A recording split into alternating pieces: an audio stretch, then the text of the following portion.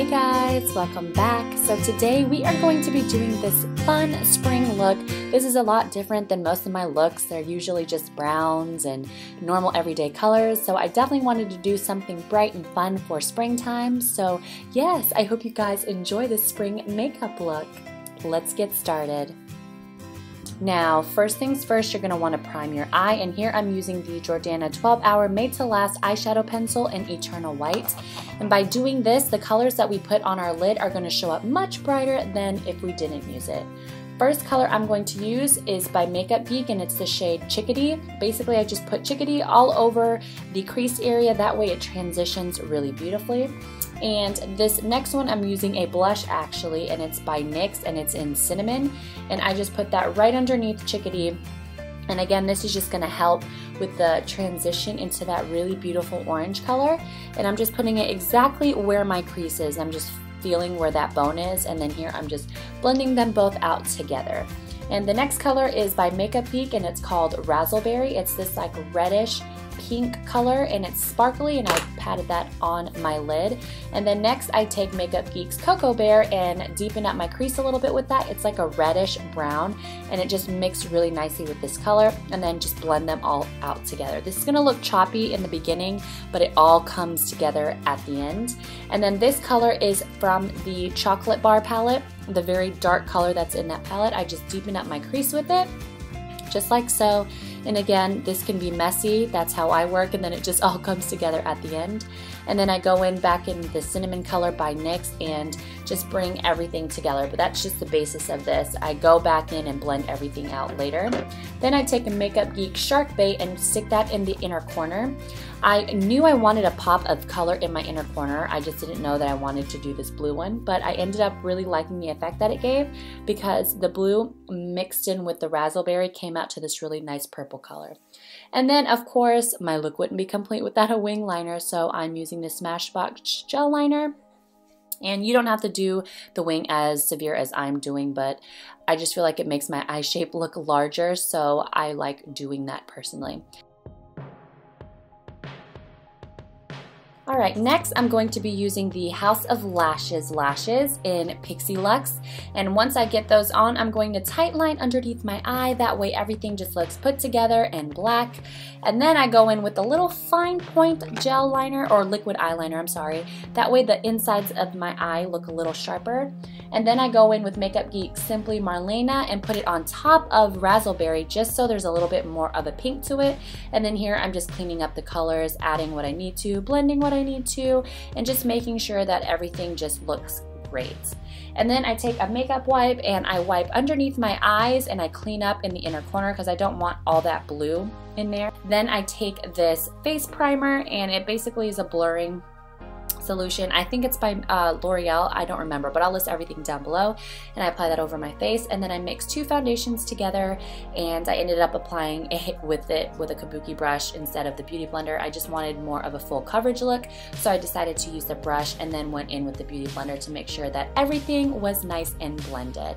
Then I'm going in with MAC Pro Longwear Concealer and just applying it with a brush. I actually broke it and I didn't want to waste any of it, so I ended up just trying to salvage as much of it as I can. So that's what I'm doing there.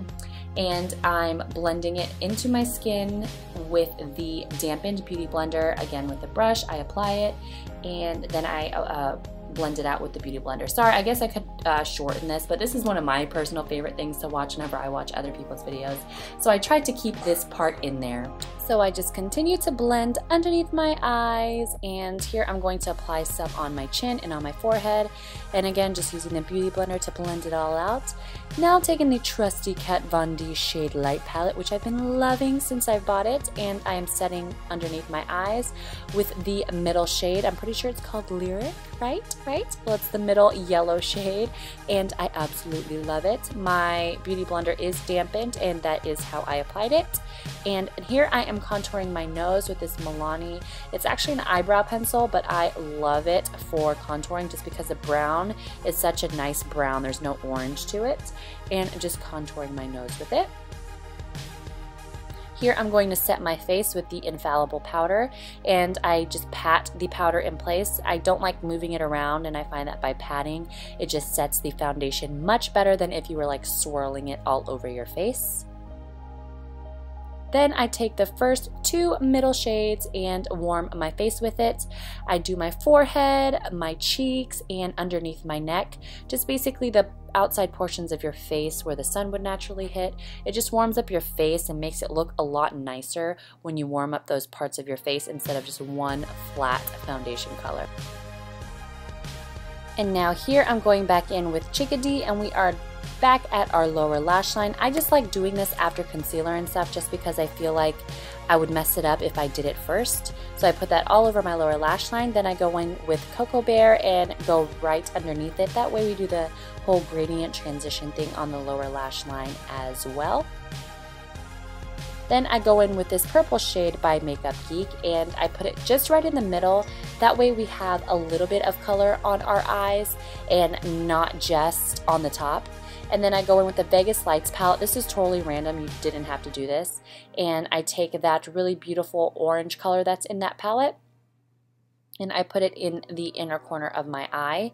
And I just thought this brought so much color and brightness to the eyes, and I liked the way that it turned out. And then here, just go back in, make sure you blend everything, add colors that you need to. And here I decided to highlight my brow bone, and it is the lightest shade in the Vegas Lights palette. And yeah, I just added that to my brow bone. Then I go back in with that dark brown color that's in the Chocolate Bar palette and just put it in the outer corner of the lower lash line just to bring everything in. And then Cocoa Bear again and blended it out at the very bottom of all of the colors, just so it blended. And then I tightlined my eye with this Rimmel nude color, and this just opened up my eyes a lot more. I didn't want to put black down there just because of the colors that I had going on, and I just feel like this color just opens up my eyes a lot more because my eyes are a little small. And yeah, that's what the eyes look like. I really like the way it turned out. Then I took this True Match Peach blush and I just put it on the outer portion of my cheeks. I usually put them on the very top, but lately I've been liking putting it in the contour portion of my cheek. And then I would take that Milani blush, and it's in Rose de Oro, I'm pretty sure, and it just added a nice redness to it, like I went to the beach kind of flush. And then here I am contouring, and I'm taking that middle shade in the shade Light palette and just carving my cheeks a little bit more. And then I'm pretty sure I take the darkest color and carve it out even more, just because I really like that sunken cheek look. And then I take the darkest, lightest shade in that palette and go right underneath where I did contour, just to make that contour stand out that much more. And then I go over it with a blending brush just to make sure it's not such a harsh line. Then I go in with this Mary Lou Manzer highlighter on top of my cheekbones. I wanted a brightness to my face, and I really have been enjoying this highlighter. I haven't used it in a really long time, and yeah, I've been enjoying it. Putting it on my nose and on the top of my lip, of course. And then for my lips, I take this NYX lipstick, and I don't remember the shade. I'll list it down below, don't you worry.